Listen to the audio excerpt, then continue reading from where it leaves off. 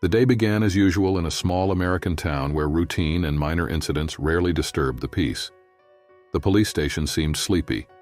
A duty officer stared at a monitor showing street cameras, while John and Mike, two patrol officers with years of experience, passed the time drinking coffee and engaging in lazy conversation. John, the senior of the two, was a brash man with a sharp sense of humor that often failed to find favor with those around him. Mike, younger and less experienced, usually followed John's lead, considering his actions part of the station traditions. "Quiet day," Mike muttered, brushing crumbs off his uniform. "No calls, not even a parking ticket to check." John yawned and glanced at the camera screen, where he noticed a black teenager walking down the street with a skateboard. His baggy jeans, baseball cap, and confident stride immediately triggered suspicion in the officer. "Look at this," John said, pointing at the screen. "Someone who clearly doesn't belong here." "Oh, come on," Mike replied, waving him off. "Just a regular kid." But John was already rising from his seat, eager for some entertainment. "It's too quiet, Mike. Time to shake things up a bit." Cale Carter, a 16-year-old teenager accustomed to wandering the streets, was confident in his right to move freely through the town. His father had always taught him to hold his head high, even when someone tried to put him down. But no amount of upbringing could fully erase the unease Cale sometimes felt when encountering the police. Hearing the siren and seeing the patrol car, Cale stopped. His heart skipped a beat, but he reminded himself of his father's words. "Stay calm. They won't do anything if you're polite." John and Mike stepped out of their car and slowly approached. "Well, tough guy, where are you heading?" John began, his tone laced with mockery. Cale frowned but answered calmly, "Just heading home." "Home, huh? And what's that you've got there?" John nodded at the skateboard. "Stole it from somewhere?" "It's mine," Cale replied firmly. "We'll see." "Mike, take a look." John motioned to his partner, who grabbed the skateboard and pretended to examine it, as if checking for a serial number. Cale felt his anger rising but kept it in check. "Too many questions, kid," John said, shaking his head. "You know, in our town we check everyone who looks suspicious." "Suspicious?" Cale asked. "I was just walking home." John smirked and added, "This is standard procedure. If you're as clean as you say, you've got nothing to worry about." Before Cale could respond, handcuffs clicked onto his wrists. "This is over the top," Mike muttered, but John just shrugged. "Relax, Mike. Time for the boy to see how we do things around here." At the station, Cale was brought in through the main entrance. Other officers glanced at him but said nothing. "Prep a cell," John instructed. "Let him sit for a while with the guests." "But he didn't do anything," one duty officer dared to remark. "You heard any complaints? No? Then stay out of it," John snapped. When Cale was placed in the holding cell, he immediately felt out of place. The room was filled with older men, many of whom appeared to have extensive criminal histories. They glanced at the teenager, puzzled as to why he was there. "What are you doing here, kid?" one of the inmates asked with a smirk. Cale didn't answer, trying to maintain his composure, though his heart was racing faster and faster. Meanwhile, John and Mike returned to their office and burst into laughter. "Great day," John said. "The kid will remember us for a long time." Mike, though laughing along, began to feel that the situation had gone too far. "Maybe we should let him go in a couple of hours," he suggested uncertainly. "Let him wait," John replied dismissively. "It'll do him good to understand how the world works." Hours passed. Cale sat in the corner of the cell, avoiding eye contact with the other detainees. He thought about his father's words about staying true to his principles, but it was becoming harder to hold back tears. Deep down, he knew this wasn't just a mistake, it was deliberate humiliation. Cale understood that his father would never have allowed this to happen if he were there.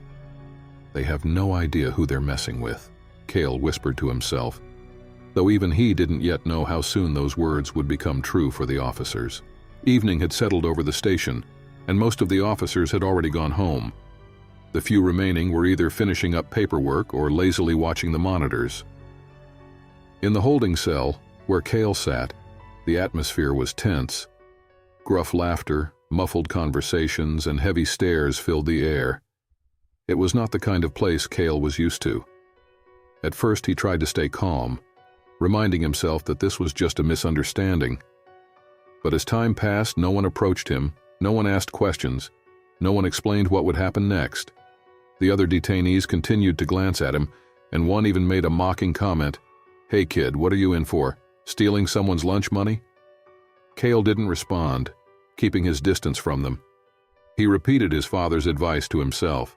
No matter how scared you are, always keep your dignity. But inside he was boiling with anger. Meanwhile, John and Mike were in the office laughing and recounting their joke to other officers. One of them, Officer Brian, couldn't hold back his discomfort. "Are you sure this is a good idea? The kid didn't do anything wrong. He was just walking down the street." John smirked and shrugged. "Listen, Brian, sometimes people need to feel what the real world is like. Let the kid learn a lesson." Brian didn't agree, but John outranked him, and arguing would only lead to trouble. Mike, however, was growing visibly uncomfortable. His laughter was starting to sound forced, and his eyes often darted toward the camera showing the holding cell where Cale sat. "Maybe it's time to let him go?" Mike suggested cautiously. John raised an eyebrow. "You're going soft? This is work, not daycare." "I just think we might have gone too far," Mike replied. John wasn't listening. He relished the feeling of power, even if it came at the expense of someone else. More hours passed, and eventually one of the officers, who was clearly uncomfortable with the situation, decided to make a phone call to the new police chief, Benjamin Carter. "Sir, we've got something strange going on here," he began. Carter, who had not yet officially taken over the department, was busy preparing for his first day on the job. Hearing about a teenager being detained without cause made him pause. "What's the name of the detainee?" "Cale Carter." There was silence on the other end of the line for a few seconds. Then Carter spoke, his tone sharp. "I'll be there in 15 minutes." The officer hung up the phone, sensing that something serious was about to unfold. Back in the office, John was still laughing as he relived the details of their prank. He had no idea that the events of the evening would soon mark the beginning of his downfall. The police station was quiet when a black car pulled up to the front entrance. The officer on duty glanced at the monitor and saw a tall, confident man stepping out of the vehicle. It was Benjamin Carter, the new chief of police, whose upcoming leadership had been the talk of the town for weeks. Carter walked into the station, his piercing gaze making the duty officer stand up straight. "Where are John and Mike?" Carter asked without preamble. The duty officer hesitated, then pointed toward their office.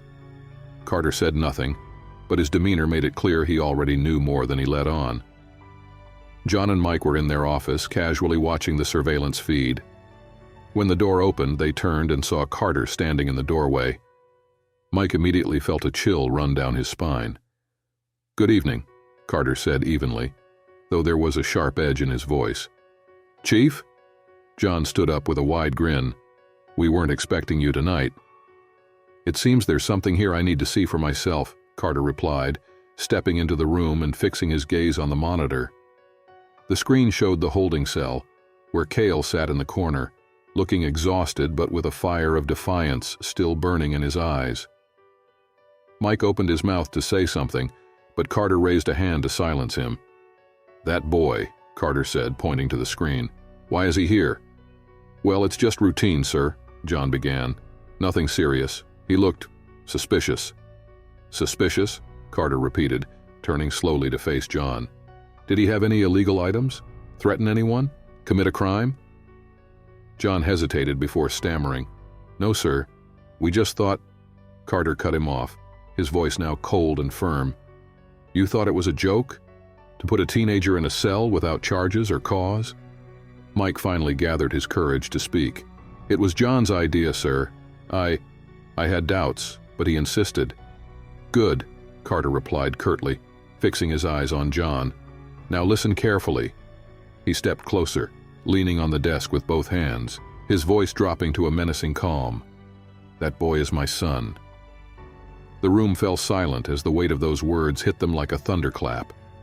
John's face turned as white as a sheet, and Mike instinctively took a step back. "Sir," John began, but Carter raised his hand sharply, silencing him again.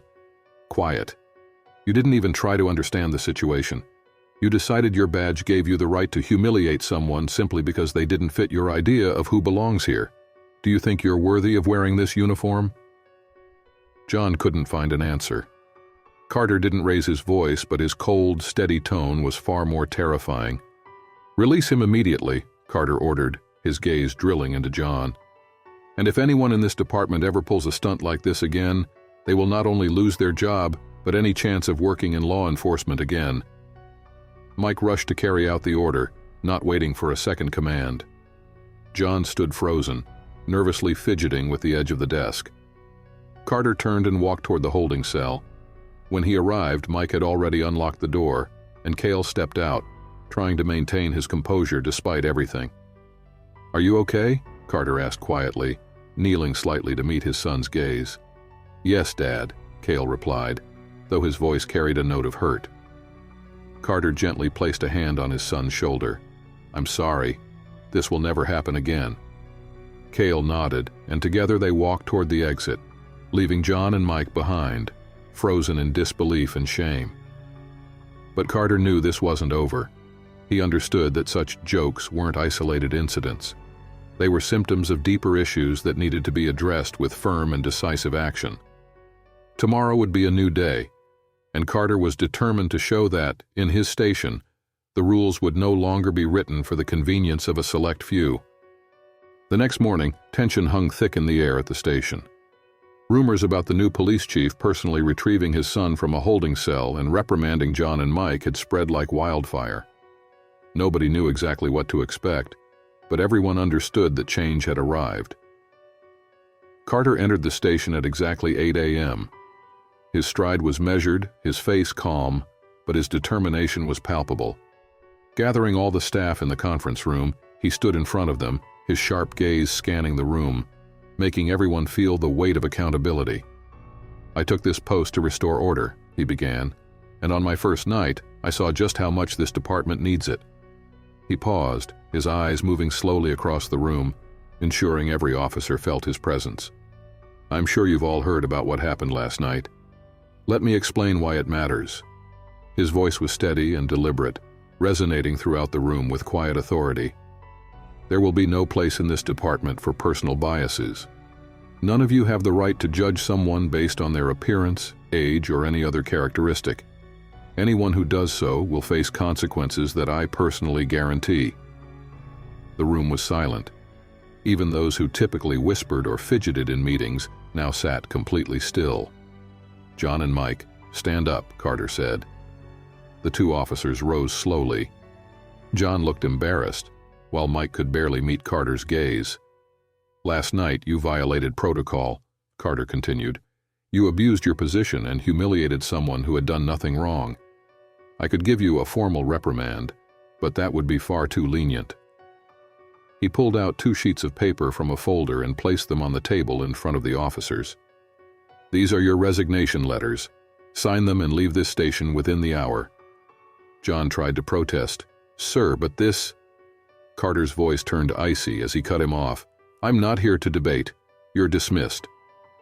Mike didn't say a word. He picked up the pen and signed the paper immediately. John hesitated, looking around the room as if hoping someone would come to his defense, but no one even glanced his way. Reluctantly, he signed as well.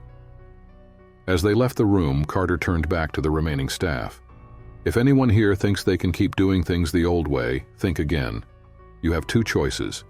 Be part of the change or leave. I will not allow this department to be a place where people fear those who are supposed to protect them." He let the words sink in before ending the meeting and returning to his office, where Cale was waiting. The teenager sat at the desk, quietly examining the framed police awards on the wall. "Didn't you get in trouble at school?" Carter asked as he entered, shutting the door behind him. Cale smirked. "No, I told them I had a special evening." Carter sat across from his son, studying him carefully. "I know what happened last night was wrong. I want you to know I won't let it happen again, to you or anyone else." "I get it, Dad," Cale replied, "but it's not just here, it's everywhere." Carter nodded slowly. He knew his son was right. "That's why I'm here. We'll start with this department and take it from there."